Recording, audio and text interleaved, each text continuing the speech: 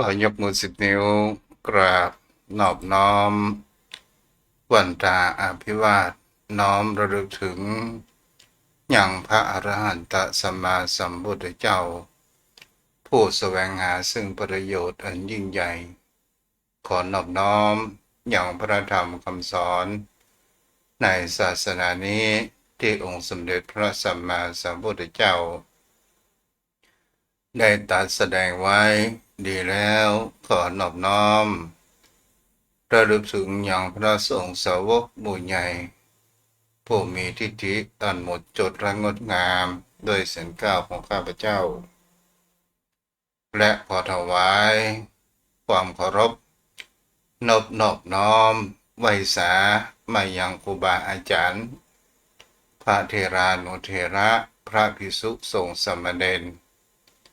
พระสังฆาธิการสงฆ์สมณศักดิ์บัณฑิตนักปราชญ์ท่านผู้มีความรู้ทุกรูปทุกตนทุกองค์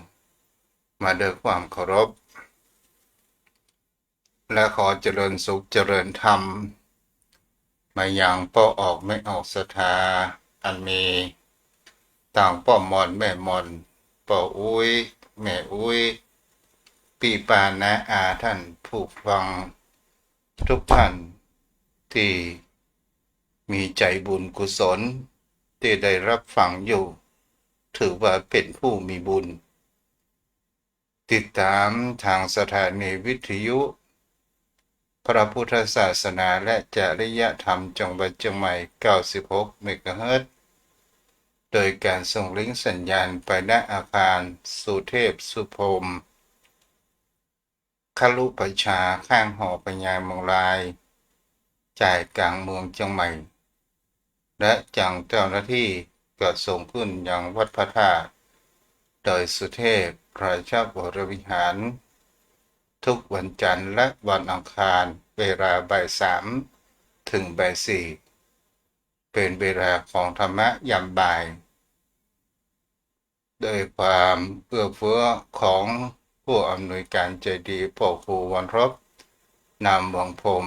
และขอบคุณในความเมตตาธรรมผู้ปิดทองหลังพระท่านพระอาจารย์พระมหาประสิทธิประสาธิโกผู้คอยเข้าลิงก์และส่งสัญญาณไปถึงยังโยมพ่อโยมแม่ถ้ามามีท่านเก่าประสัมมาที่จะมีการสื่อสารไปถึงยังโยมพ่อโยมแม่นั้นได้แล้วก็ขออนุโมทนาบุญกับโยมพ่อโยมแม่ที่ติดตามรับฟังในธรรมะยามบ่ายอยู่กับตนตัวอาตมาภาพ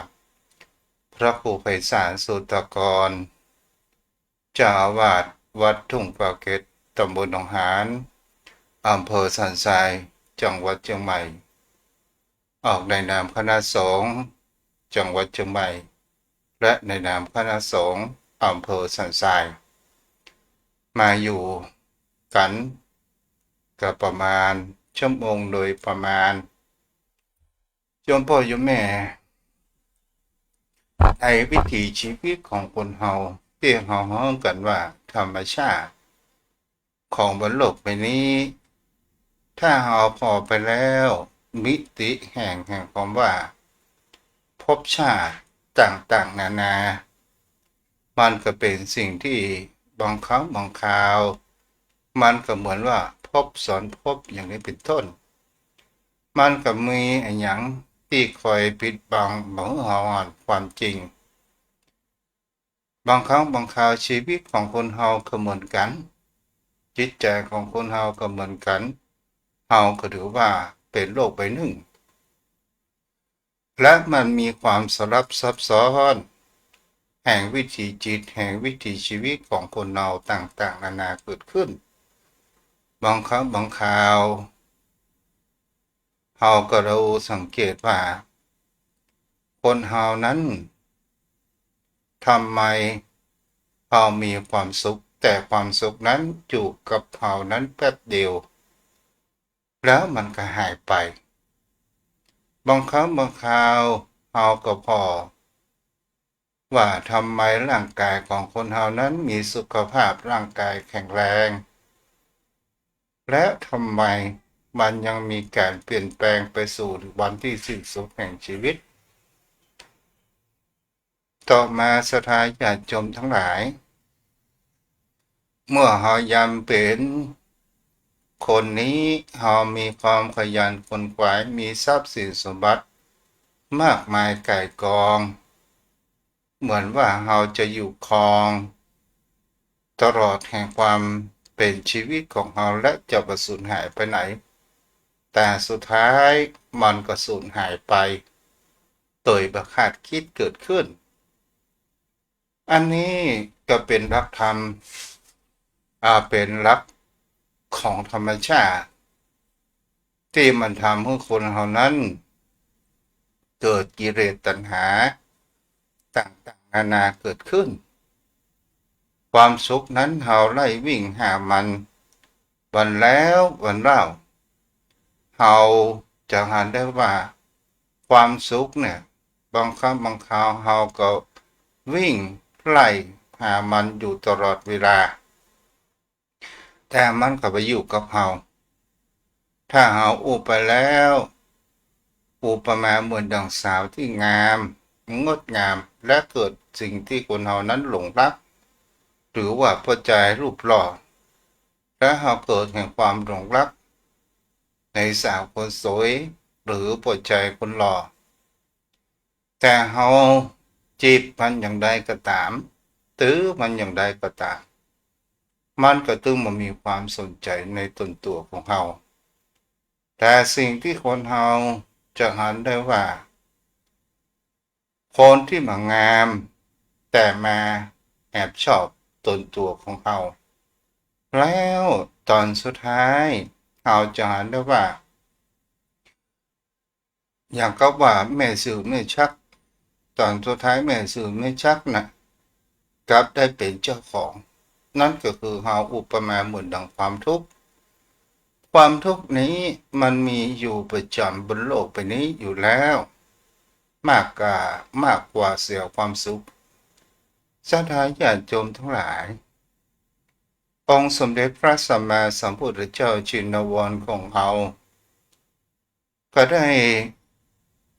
ยอมแห่งเขาว่าเสียสละแห่งเขาว่าราชสมบัติและเสียสละแห่งวิถีชีวิต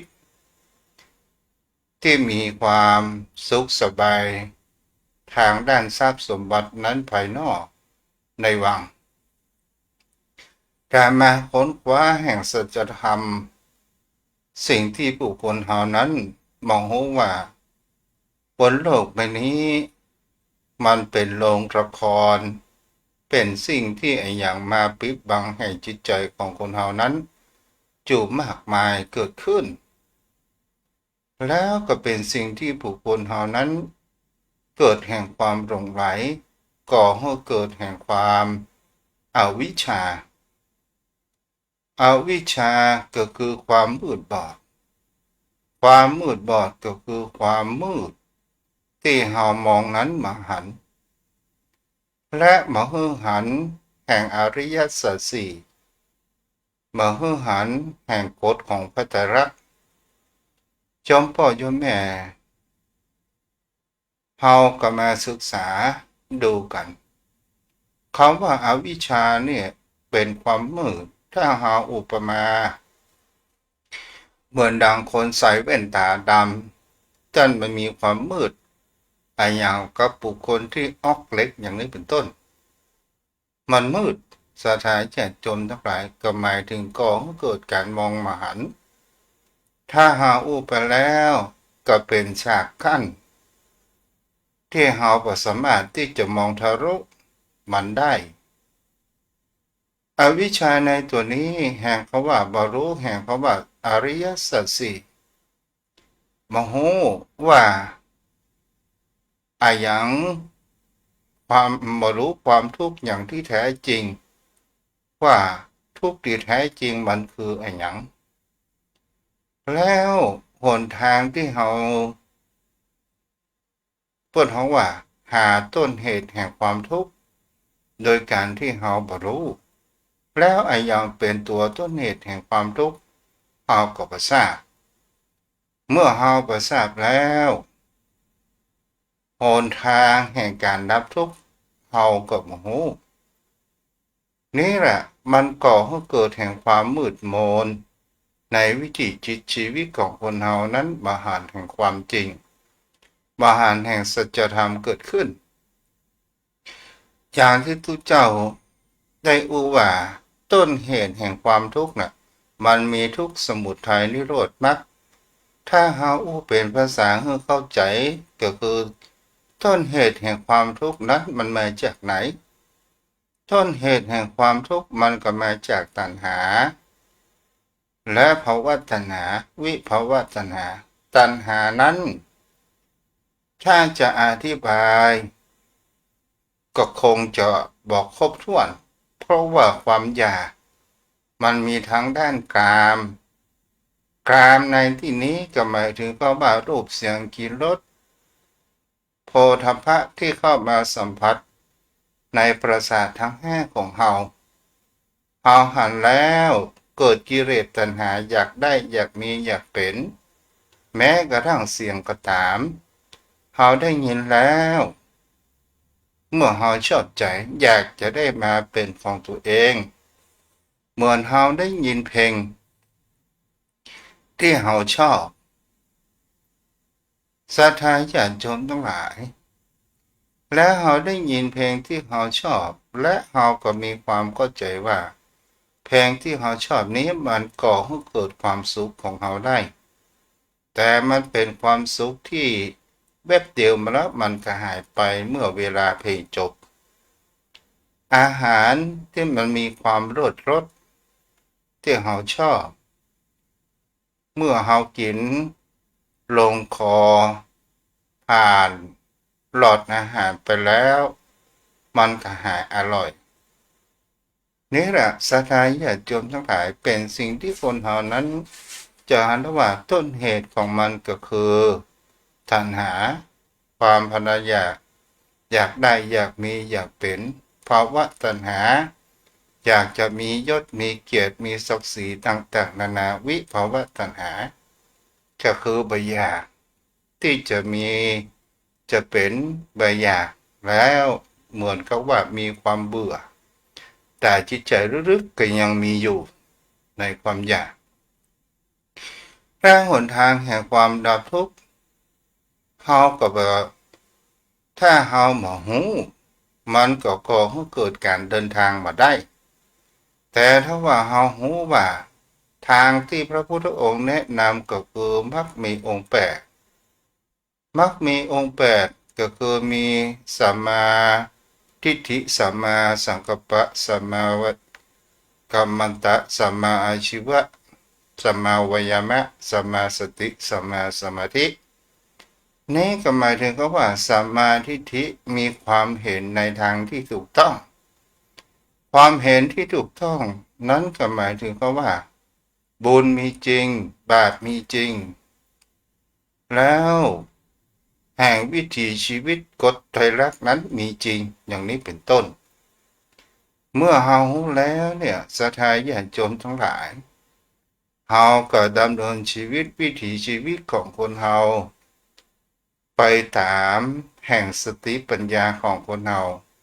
ในการที่จะประพฤติปฏิบัติการเกลาจิตใจของเฮานั้นมีความบริสุทธิ์มหึมีมนทินถามว่า ทำได้ก็ทำได้ถามว่าการกัดเกลานี้ยากก็มันก็ยากพอสมควรแต่มันก็สามารถที่จะทำได้เหมือนเราเอาน้ำหมึกนั้นจดใส่ผ้ากว่าผ้าน้ำหมึกที่จะออกจากผ้านั้นมันก็มีความยากแสนยากตลอดจนถึงบางครั้งบางคราวเราก็ไปย้อมมันเพื่อเกิดสีใหม่อันนี้เป็นสิ่งที่บุคคลเท่านั้นได้เข้าใจนี่ก็คือแห่งเขาว่าอาวิชชาต่อมาศรัทธาญาณโยมทั้งหลายสิ่งที่จะมองมือเฮามหันต์แห่งความจริงแห่งกฎของพระไตรลักษณ์นั้นก็คือคำว่าวิปลาสวิปลาสนั้นมันมีอยู่3ตัวด้วยกันมีสัญญาวิปลาสจิตตวิปลาสทิฏฐิวิปลาสวิปลาสในตัวที่นี้เนี่ยถ้าอุปมาแล้วอุปมาไปแล้วก็คือเหมือนผ้าฉากกั้นที่เราเหมือนเราหันตัวละครถ้าเราอุปไปแล้วโลกนี้เหมือนดังตัวละครสิ่งที่มันมาปิดบังแห่งความจริง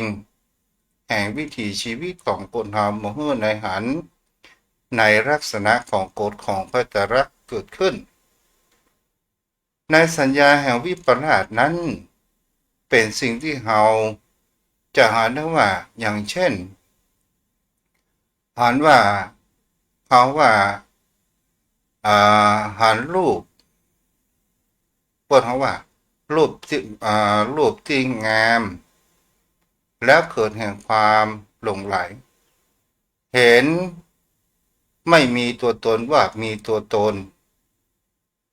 และก็หันแห่งคำว่าในสิ่งที่ผู้คนเฮาหันว่าในสิ่งที่ไม่เที่ยงว่าเที่ยงในสิ่งที่เป็นทุกข์เขาว่าสุขในสิ่งที่ว่างามเขาว่างามอยู่ใน4ระดับ1หันว่าในสิ่งที่บ่เที่ยงเขาว่าเที่ยงในสิ่งที่เป็นทุกข์เขาว่าเป็นสุขในสิ่งที่เป็นตัวตนในสิ่งที่ไม่มีตัวตนเขาว่าตัวตนแล้วมีวิปลาสในสิ่งที่ไม่งามเขาว่างามในตัวนี้ศรัทธาญาติโยมพ่อโยมแม่ท่านผู้ฟังที่ติดตามรับฟังเขาก็จะอธิบายความกระจ่างกับโยมพ่อโยมแม่ท่านผู้ฟังทุกท่านสิ่งที่มันปิดแห่งสติปัญญาปิดแห่งความพวกเขาว่าความแสงสว่างผ้าม่านอวิชชามูลนี้ก็คือในลักษณะของอวิชชาเมื่อโยมพ่อโยมแม่นั้นได้รับฟังกันถ้าอย่างก็ว่าสิ่งที่ว่าเขาว่าบ่เที่ยงและเขามองว่าเที่ยงนั้นก็คือไอ้หยังก็คืออนัตตาศรัทธาญาติโยมทั้งหลายตัวนี้ละเป็นตัวสำคัญเป็นมูลรากแห่งของบากิเลสตัณหาต่างๆนานาเกิดขึ้นคนเหล่านั้นได้ไปเข้าใจในแห่งความมีความหมายของเขาว่าวิปลาสหมายถึงว่าความคลาดเคลื่อนก็คือมองผิดมองไปแห่งประการหนึ่งนี้ก็คือเป็นสิ่งที่บุคคลเราจะเห็นได้ว่าเปิ้นบอกว่าเป็นอนัตตามีแต่ความว่างเปล่าแต่เราบอกว่าเป็นอัตตามีตัวตนโยมพ่อโยมแม่ท่านผู้ฟังเราลองสังเกตและพิจารณากันไปโดยว่าถ้าว่าเรามีอัตตามีตัวตนอย่างแท้จริงเราก็สามารถที่จะสั่งการสั่งงานมันได้สั่งในการบางเราเจ็บบางเราปวดบางเราแก่ชราบางเราตายแล้วก็เป็นสิ่งที่เราสั่งได้หรือไม่มันก็สั่งมาได้ เพราะว่าเราไม่สามารถที่จะบังคับบัญชามันได้แล้วไอ้อย่างเล่าที่จะทำให้คนเรานั้นมีแห่งเขาว่าอัตตาก็คือตัวแห่งเขาว่าสิ่งที่มันเป็นขันธ์ห้าตัวที่มันเป็นในการปรุงแต่งทำให้คนเรานั้นเกิดแห่งความหลงและก่อให้เกิดแห่งความยึดมั่นถือมั่นว่าตัวตนของกูนั้นของกูสิ่งนั้นของกูตัวของกูอย่างนี้เป็นต้นถ้าตัวของกูจริงมันก็จะต้องสั่งการสั่งงานนั้นได้แต่บุคคลเหล่านั้นไปหลงยึดแห่งเขาคำว่าสมมุติสัจจานั้นเกิดขึ้นแท้ที่จริงถ้าเราหันแต่ความจริงเราก็ลองพิจารณาสังเกตว่าแท้ที่จริงตนตัวของเราเนี่ยมันเป็นอยู่สองภาคร่างกายก็คือดินน้ำลมไฟเอาอุปมาก็เหมือนดังบ้านก็จะต้องมีผู้อาศัยอยู่นั้นก็คือจิตของคนเราเนี่ยศรัทธาญาติโยมทั้งหลายก็อุปมาเหมือนดังคนที่อาศัยบ้านเมื่อเราแปลงบ้านซับเซตเรียบร้อย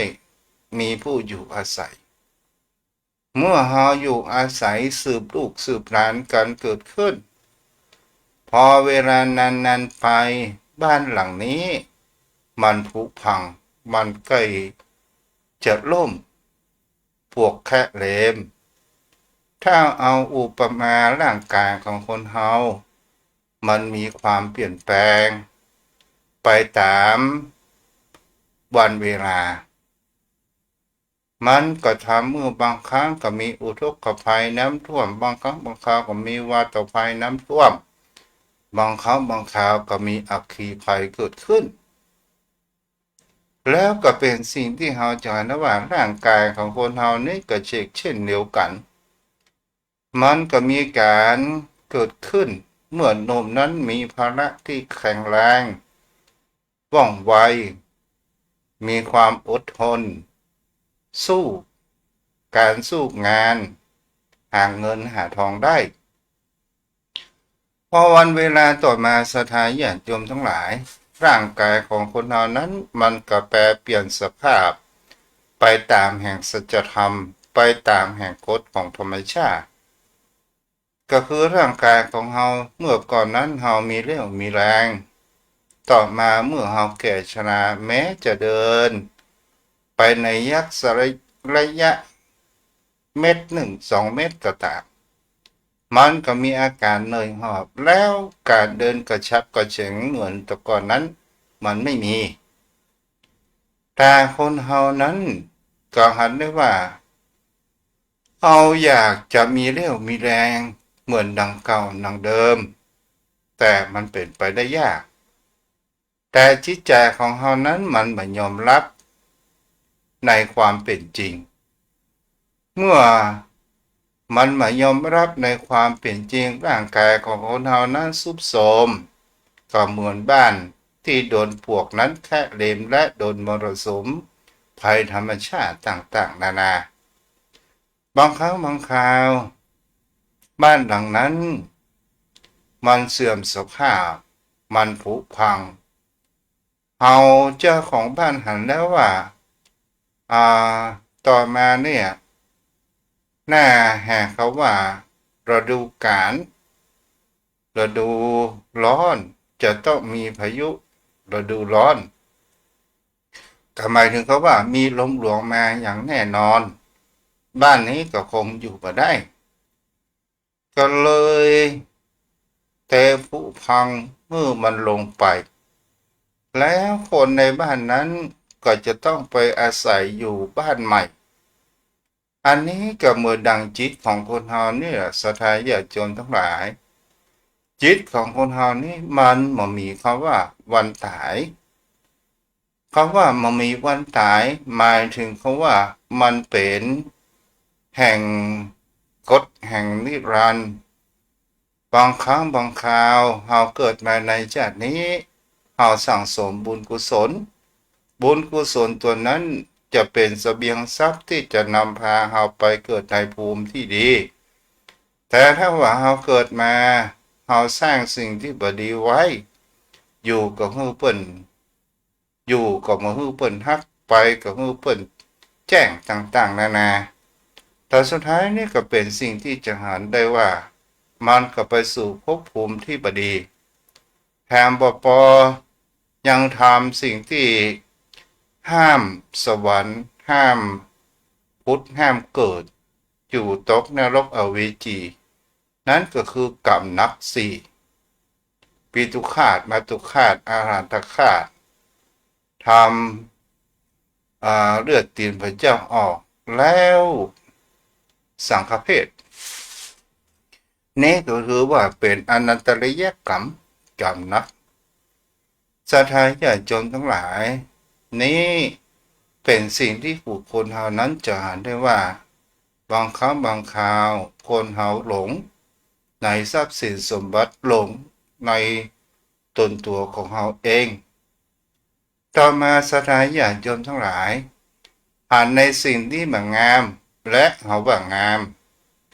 โยมพ่อโยมแม่ท่านผู้ฟังทั้งหลายในสิ่งที่มันงามและเฮาว่างาม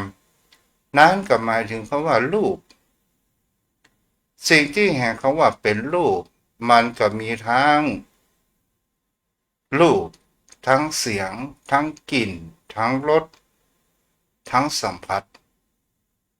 อันที่เป็นความรู้สึกต่างๆนานาเหล่านี้เรียกว่ารูปศรัทธาญาติโยมทั้งหลายในรูปลักษณะผิวพรรณของเฮาก็ตามเฮาจะเห็นได้ว่าคนนี้มีความสวยงามเหมือนดังเทพธิดาเหมือนดังนางอัปสรปลอดใจคนนี้หล่ออย่างเทพบุตรใครเคยหันเทพบุตรเทวดาบ้างก็ไม่มีใครหันแต่จินตนาการของคนเฮานี้มันล้ำลึกศรัทธาญาติโยมทั้งหลายแล้วเฮามาหันแห่งความจริงว่าเฮาเมาหลงผิวพรรณกันแล้วเฮามาหันในเบื้องลึกว่าในร่างกายของคนเฮานั้นมีแต่สิ่งสกปรกที่มันโดนผิวพรรณนั้นปิดบังไว้อยู่มันมีแต่พวกเขาว่า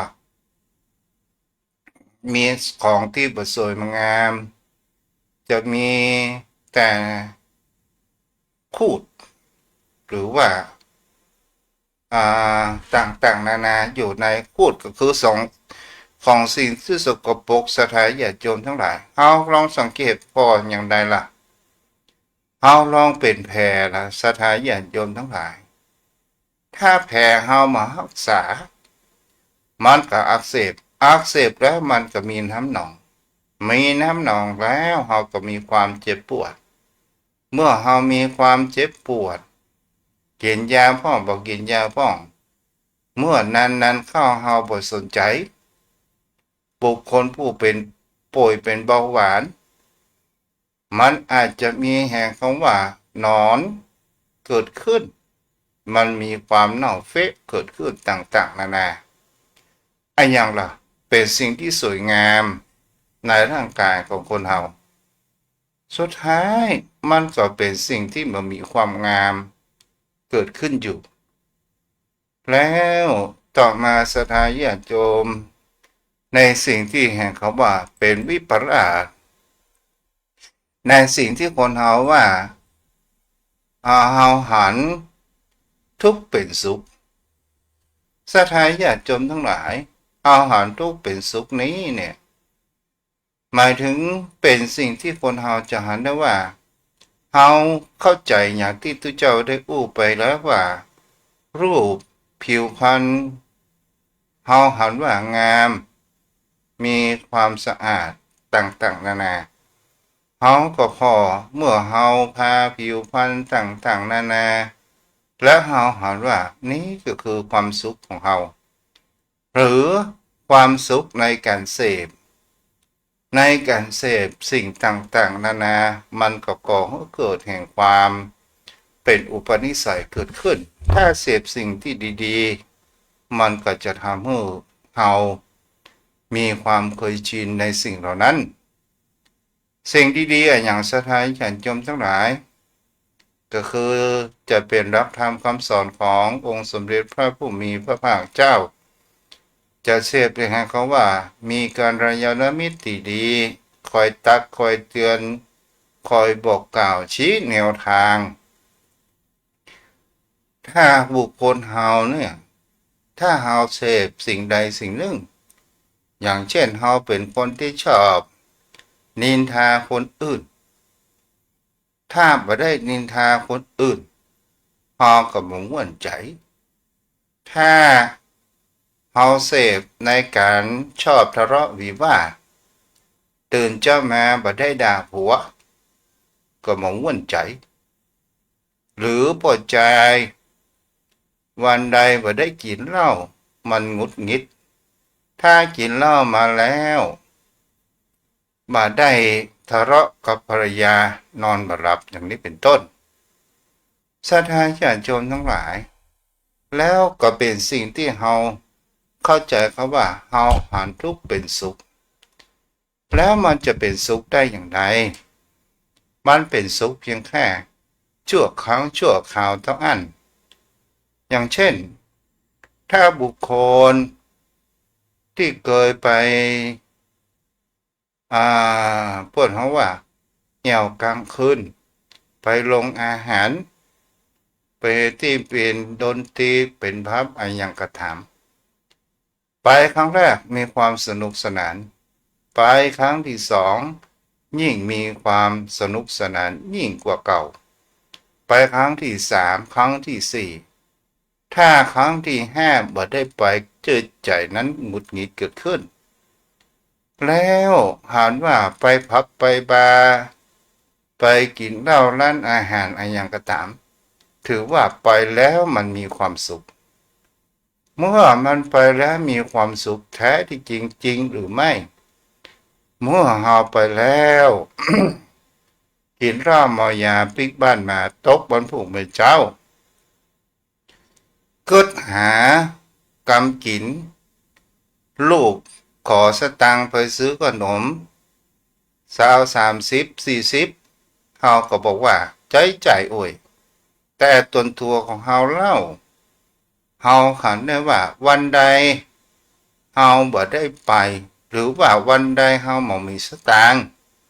บ่ได้ไปร้านเราตองมันหงุดหงิดต่างๆนานาเกิดขึ้นแล้วเป็นสิ่งที่คนเฮานั้นจะหันได้ว่านี้ก็คือหันว่าหันความทุกข์เป็นความสุขแท้ที่จริงมันก็มีความสุขชั่วครั้งชั่วคราวอย่างกับศรัทธาญาติโยมทั้งหลายถ้าเฮาเสพในเรื่องแห่งคำว่าการพนัน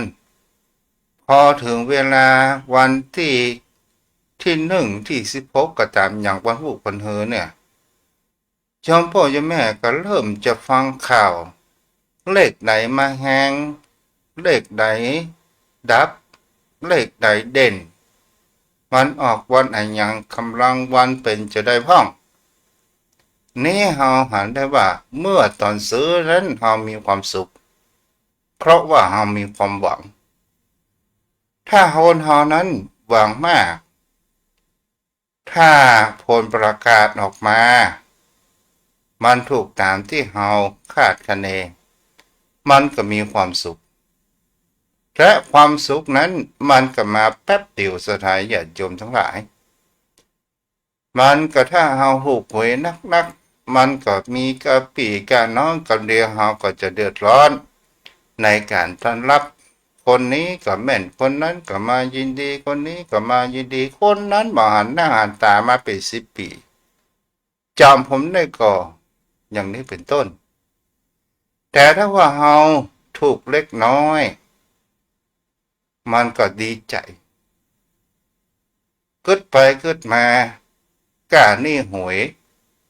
เอาคืนหลังไปยังติดแหมหน่อยหนึ่งที่จะได้จ่ายให้เพื่อนอย่างนี้เป็นต้นแต่คนเฮาลองพอเวลาเฮาบ่ถูกเราแสดงญาติโยมทั้งหลาย เอาก็ไปตรวจว่ากูยังบ่มีโจกคนอื่นยังมีโจกต่างๆนานาเกิดขึ้นก็เพราะเฮาไปฝากอะไรอย่างล่ะฝากความหวังไว้มากยิ่งหวังมากก็ทุกข์มากถ้าเฮาบ่หวังมันก็ทุกข์น้อยแล้วในลักษณะนี้เป็นสิ่งที่ผู้คนเฮาจะจะได้พูดในสิ่งที่ว่าหันทุกข์เป็นสุขหันในสิ่งที่ไม่เป็นตัวตนว่าเป็นตัวตนนั่นก็คืออย่างสถานญาติโยมที่ได้อู้ไปแล้วก็คือในเรื่องอัตตาอนัตตาตัวนี้เนี่ยเป็นตัวสำคัญมากที่สุดคนเฮาที่เฮาจะหันได้ว่าแท้ที่จริงแล้วตัวตนของคนเฮามันบ่มีในสิ่งที่ตัวตนเฮาบ่มีศรัทธาบางท่านบางคนโยมพ่อโยมแม่บางท่านบางคนก็คงจะมีการทะเลาะต่อเถียงทางด้านจิตใจตัวเจ้าผ่านอยู่เด้อไปเล่าในใจนะศรัทธาญาติโยมบางคนก็บอกว่าตู้เจ้านี่อุปเลยมันมีตัวตนได้อย่างไรเฮาก็ลองดูว่าศรัทธาญาติโยมทั้งหลายที่เฮามีตัวตนได้ก็เพราะธาตุสี่และมีวิญญาณมีขันธ์ห้าแล้วเฮาไปหลงเข้าใจว่านี่คือตัวตนของเฮานี่คือชื่อของเฮาและเฮาลองรับตาลงและลองนึกคิดไปว่าเฮามาจากไหนและเฮาจะไปที่ไหนและไอ้อย่างเป็นของเฮาพ้องมันก็บ่มีอย่างสักอย่างและเฮาลองพิจารณาไปแห่งประการหนึ่งอย่างตนตัวของเฮามีสมมุติในเรื่องเขาว่าโลกสมมุติหรือมายาศรัทธาญาติโยมทั้งหลายเพิ่นยกย่องเมื่อเฮาเจริญเติบโตในวิชาความรู้เพิ่นได้มอบหมายแห่งคำว่ายศถาบรรดาศักดิ์ในสิ่งที่เฮาได้มาตามบุญเก่าเฮาก็ดีตามการศึกษาในปัจจุบันของเฮาก็ตามแล้วเฮาไปเกิดไปแห่งความหลงไหลว่าตัวตนของกูเป็นนายพลกูเป็นนายร้อยกูเป็นเจ้าพ่อศรัทธาญาติโยมทั้งหลายในสิ่งเหล่านี้เนี่ยบางครั้งบางคราวเป็นสิ่งที่คนเฮาจะหันแห่งคำว่าคนที่มีความกลางว่าฮู้กอกข้าเป็นไผโอ้ขนาดตัวเก้ายังบ่ฮู้ถ้าอูเรื่องนี้มีเรื่องหนึ่งมีทางสหรัฐแม่ละอ่อนไม่ยิงคนหนึ่งศรัทธาญาติโยมทั้งหลายพ่อนั้นเป็นนายพลตำรวจมียศบังเอิญจราจรนั้นเกิด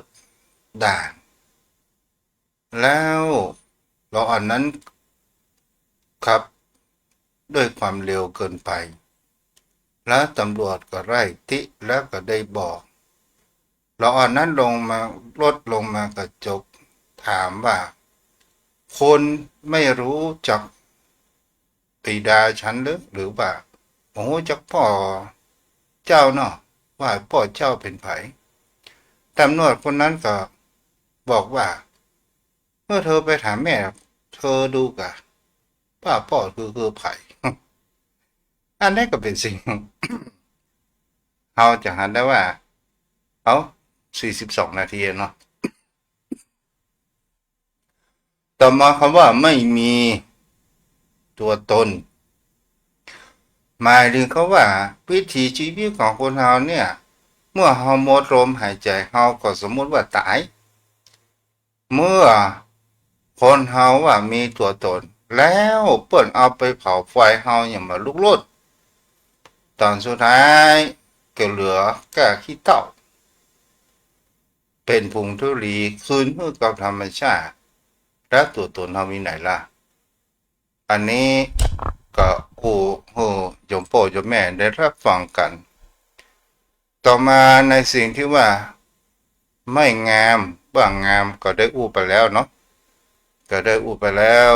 วันต่อไปก็จะมาอู้ในเรื่องวิปลาสต่อก็คือจิตตวิปลาสคือความที่มีจิตใจมีความ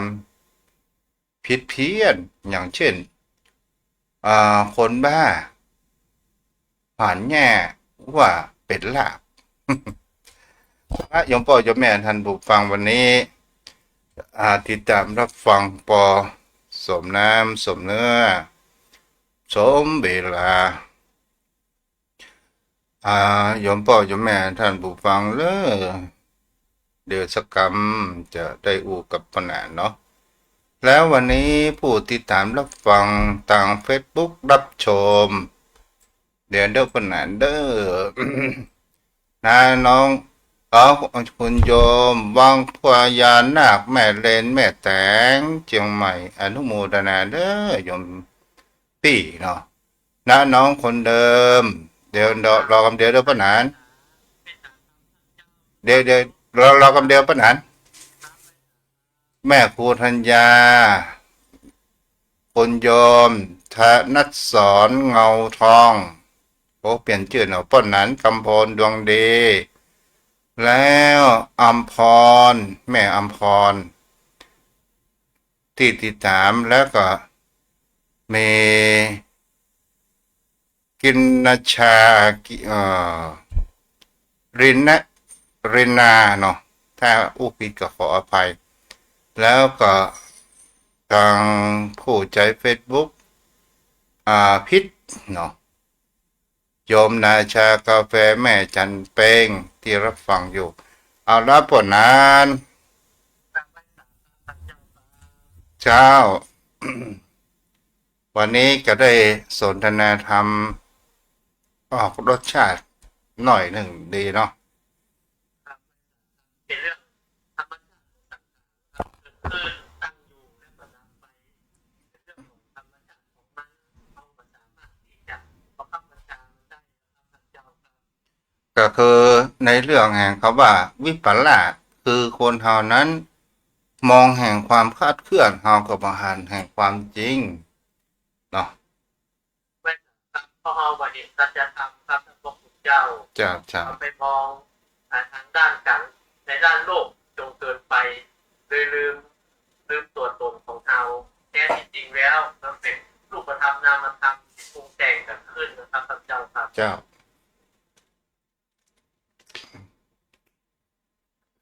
วันนี้จะอู้เรื่องอย่างเดียวเพื่อนั้นจากพออันใดเรื่องใดอ่าสิ่งที่แห่งคำว่าบรรลุเนี่ยมันหมายถึงอะไรอย่างพวกนั้นพระคุณเจ้าครับมันเป็นทรัพย์ทางธรรมะหลุดพ้นบรรลุหรืออยู่จบธรรมอยู่จบพรหมจรรย์บาง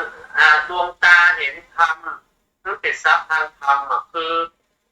สามารถหลุดพ้นแล้วครับเหมือนคำว่านิพพานนิโรธเนี่ยครับท่านพระคุณเจ้ามันเป็นทรัพย์ที่ใจทดแทนกันได้ครับดวงตาหันธรรมก็แม่นบรรลุครับได้ถึงธรรมอันวิเศษมีโสดาปฏิผลเป็นต้นก็ได้ครับท่านเจ้าครับทุกเจ้าได้ค้นคว้าในราชบัณฑิตสมเด็จพุทธจารย์โคสาพุทธโคสาจารย์ปอประยุตโตเปิ้นเป็นราชบัณฑิตเนาะเปิ้นได้บัญญัติไว้ว่าบรรลุแปลว่าสำเร็จแต่ว่าสำเร็จโอ้จะก็คืออย่างก็ตามถ้าเราหาว่า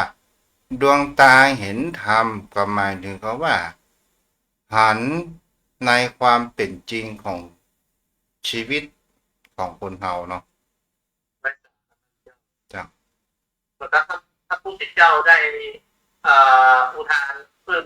ครั้งแรกครับที่ประกาศธรรมจักรอัญญาสีวัตโพคนอัญโยอัญญาสีได้พระอัญญา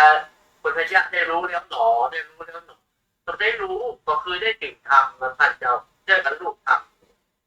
ก็ผม คิดเป็นประการเช่นนั้นนะครับท่านเจ้าครับก็คือได้รู้ถามว่าเหตุสิ่งที่เป็นธรรมจักรในบทสวดน่ะเหตุแห่งไม่ครัทุกข์บมันก็มีเหตุแห่งทุกข์มันมีอะไรอย่างพ้องก็คือตัณหาภาวะตัณหาวิภาวะตัณหาเนาะไม่ทราบครับนี่คือมันเป็นเหตุต้นเหตุแห่งทุกข์ของ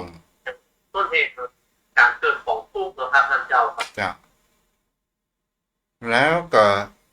เราลองพิจารณาไปเราจะอู้เรื่องอะไรอย่างแหมเนี่ยปัญหาอู้ศาสนาพิธี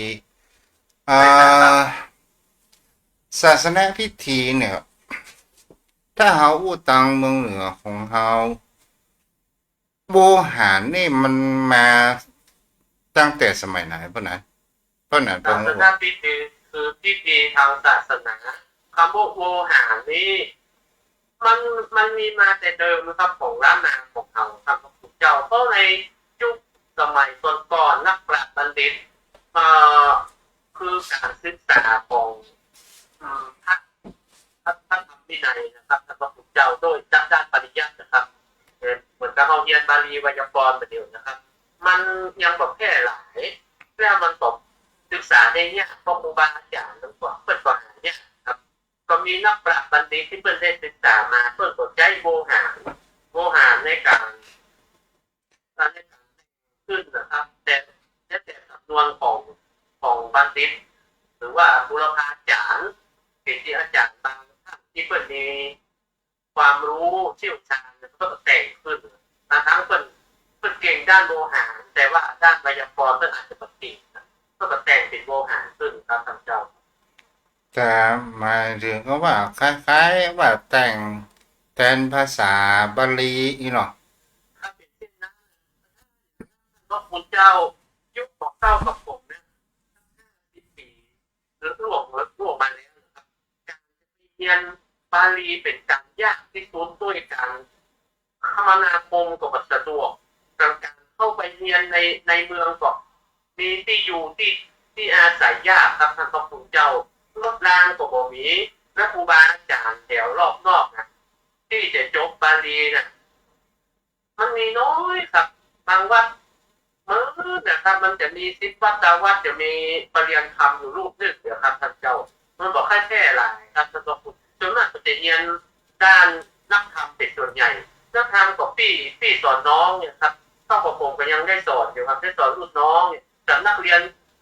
ชนบทจาก4 วัด5 วัดมีสำนักเรียนอยู่ที่หนึ่งแล้วก็ไปเรียนท่านเพราะเจ้านั้นดังนั้นเพราะนั้นไปครับไปสาเจ้าเพราะนั้นพอฮู้พุทธศาสนาในล้านนาก็ว่ามันมีหลายนิกายเนาะในล้านนาโอ้ใช่ครับท่านเจ้าครับนิกายสินโฮมก็มีนิกายวัดป่าแดงก็มีท่านพระคุณเจ้าแต่ว่ามันก็บันดีรักคำของคำสอนพระพุทธเจ้าแต่ว่ามันจะแตกต่างด้านศาสนาพิธีความเชื่อไปน้อยเลยครับท่านเจ้าครับเจ้าในการแต่งกายครับสีผ้าสีหยังแล้วก็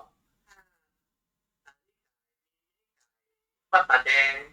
แล้วก็นิกายสิงห์โฮมก็มีครับท่านพระพุทธเจ้าสิ่งวัดมันจะเกิดรอบนี่ก็ได้ทำอิทธิพลของพระพุทธศาสนา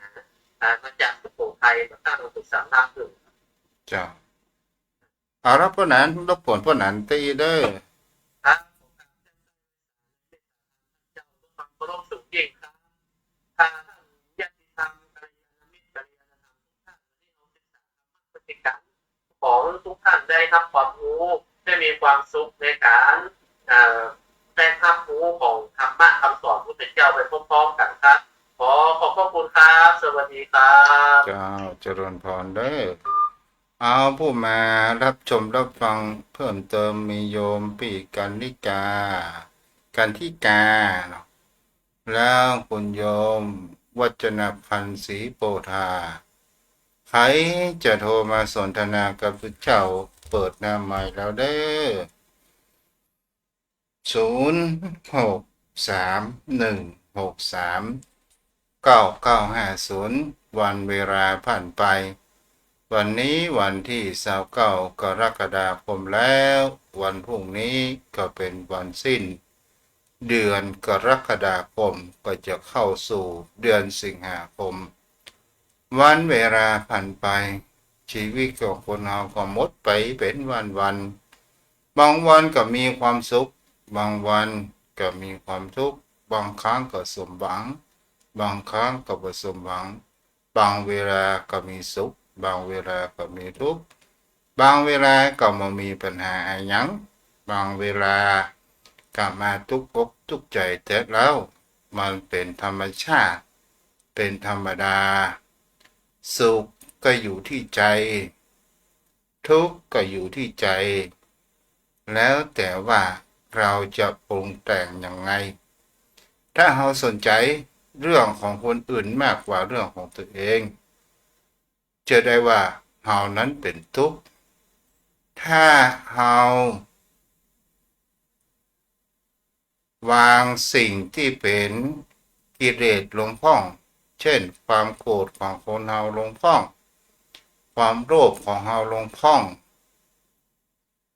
ความหลงสิ่งที่มันเอาแม่เรียนแก้วฮัลโหล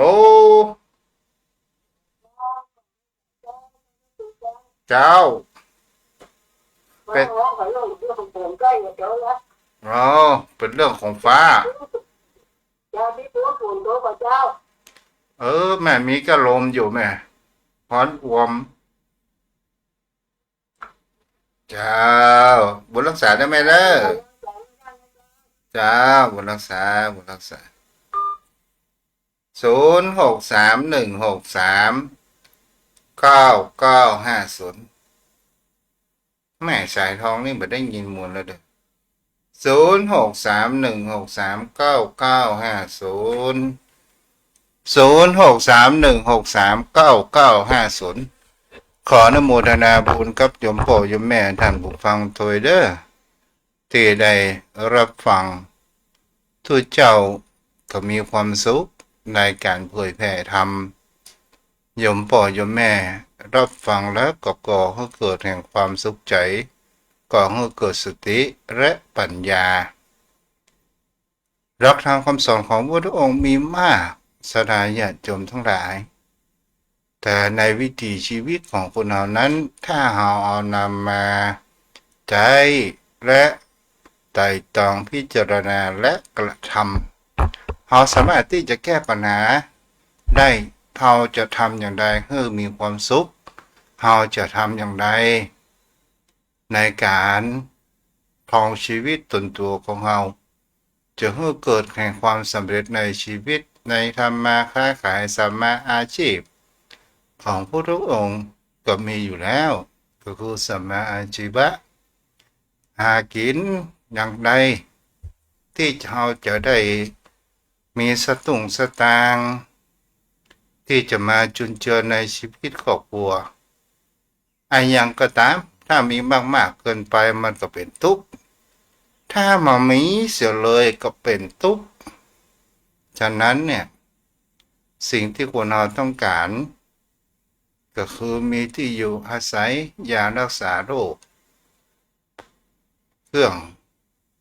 นุ่งห่มอาหารการกินเจริญพรด้วยค่ะเจ้าเจ้าแม่ฟังดูหางแก้วเนาะแม่เจ้าอ๋อจำแล้วเนี่ยจำแล้วกำลังใจหรือตลอดนะเจ้าเจ้าบัดนั้นได้โตเจ้าหางดงฝนตกล่ะบ่ตกเจ้าอืมันมมืดทางใต้ก็อยู่เจ้าอ๋อต้องพูไปดกลางหลับตูนมาอยู่อ๋อบ้านจ้ะเราเหมือนตกเจ้าเจ้าอนุโมทตนากแล้วจ้าโอ้บ่ตกแม่อ๋อมีแต่ลมกำลังจะมืดเจ้าบุญรักษาเด้อ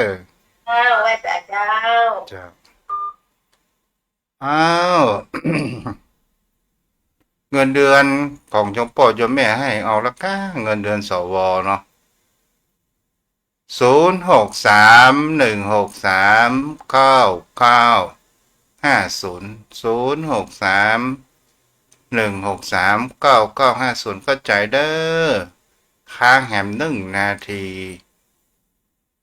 โยมพ่อโยมแม่ท่านผู้ฟังเอาก็รับฟังกัน เป็นสิ่งที่คนเฮานั้น ศึกษากันได้ในสิ่งที่ผู้คนเฮานั้นจะเห็นได้ว่า วิถีชีวิตและความเปลี่ยนแปลง มันบ่มีที่สิ้นสุด เป็นสิ่งที่เฮาจะเห็นได้ว่า และเฮาจะทำอย่างใดดำรงชีวิตของเฮาให้เรียบง่ายและมีความสุข นั่นก็คือศึกษาธรรมะคำสอนของพุทธองค์เนาะวันนี้บุญกินบุญทานรักษาพอสมควรแก่เวลา แล้วก็มาปะกันใหม่เด้อโยมพ่อโยมแม่ท่านผู้ฟังอายุวันโนสุขังพะลัง